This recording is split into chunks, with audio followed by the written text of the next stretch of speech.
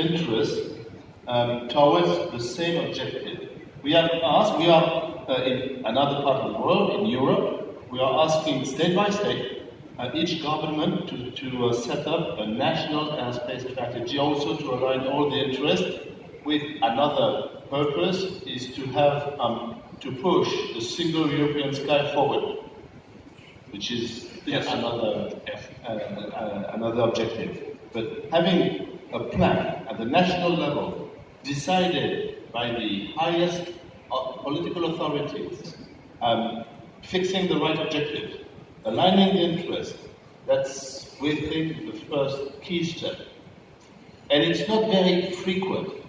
Sometimes we have bits and pieces, but they are not designed and integrated in the consistent plan.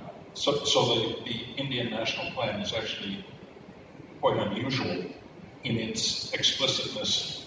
Are there other countries that you would highlight as having good plans or having communicated effectively? I will tell you, I speak under the control of my chairman who is there, but this country, Qatar, has had a national aviation strategy for years. Successful. Effectively communicated, taking into account the needs of all and being responsive and setting the agenda. Angela, how do you see low-cost airports evolving? We've heard a lot about low cost. We've heard a lot about 100 low-cost airports or thereabouts. How do you see them evolving over time? And what do you see consumer demand doing as national income rises and personal disposable income rises?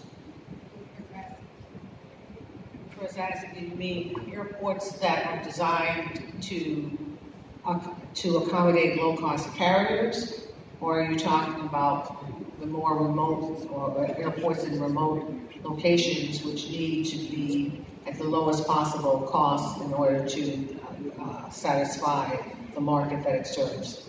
I think initially in India, I'm talking about both simultaneously, recognizing that yields are very slim in India, so we're dealing with low cost at the same time. Yeah, with respect to trying to build airports for the low-cost carrier market is a very kind of treacherous situation, because business models can change, and we've seen that with various airlines and various airports that have tried to customize its infrastructure for a particular business model of a carrier, and then either the carrier goes away or the carrier changes its business model. And as we've discussed, it's not that easy to change your infrastructure around. We also have to recognize that although the carrier may have a certain business model, that doesn't mean its passengers have that same business model. So we saw at one airport, for example, that built it was a purpose-built terminal for a low-cost carrier, but its passengers wanted the same amenities that the passengers of a full-service carrier, and so it was a failure, and they actually had to tear it down and start over. So the airport, the owner, has to think of kind of its market basics and look at the true end user, which is the passenger or the shipper, not just the customer that's sitting in front of them, which is the airline.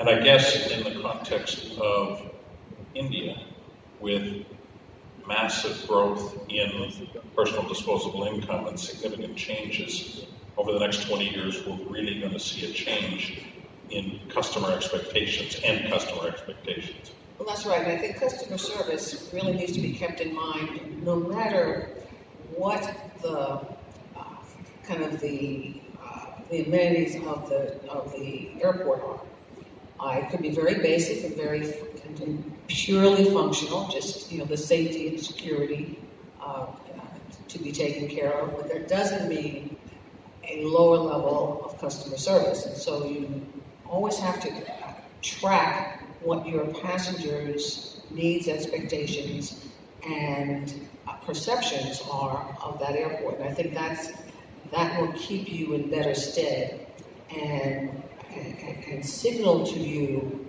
when you need to upgrade the offerings in your facility.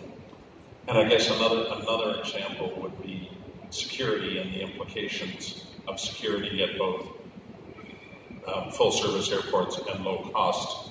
You can't just do half a job in a low-cost airport, in a low-cost facility. The security consequences and the security provisions have to be the same. It doesn't do you any good to have low security